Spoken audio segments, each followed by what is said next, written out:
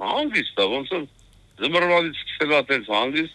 ինչ է իման նույնն է, տենց։ Գեղարքունիքի մարզի սահմանամերձ վերին շորժա բնակավայրի ղեկավար Արտեմ Երանոսյանը վերջին օրերին մեկ կրակոցի ձայն անգամ չի լսել։ Իրենք ադրբեջանական դիրքերին շատ մոտ են, ասում է ոչ հայկական, ոչ էլ ադրբեջանական դիրքերից չեն կրակել։ Չեն վերնոցից նման բան չեղել, ես նման բան չեմ տեսել, ես կապված եմ տղերքի հետ, շատ շփման մեջ եմ իրանց հետ, զինվորականների հետ,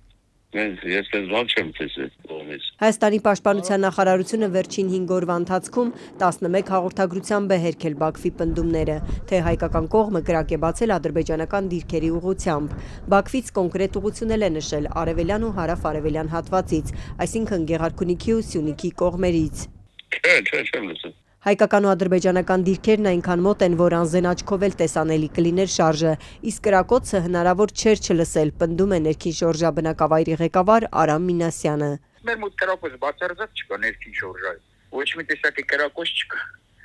Կակրաս այս պահին մենք երևում ենք։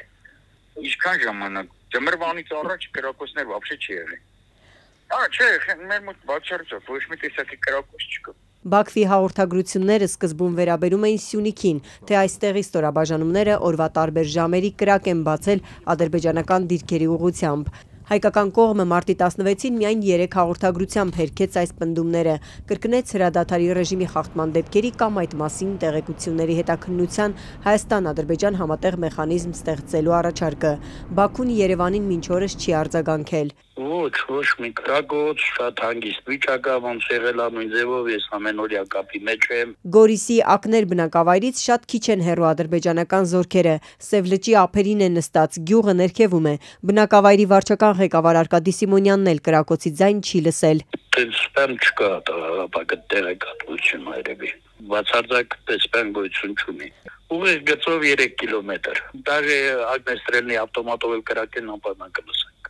Մարդիկ գյուղատնտեսական աշխատանքներով են զբաղված, բնականon ապրում են, սահմանը ուղիղ գծով մոտ 3 կիլոմետր է հեռու, ասում է Արկադի Սիմոնյանը։ Նորմալ ոնց եղել է իր բնականոնով քմ է։ Կարտոֆիլի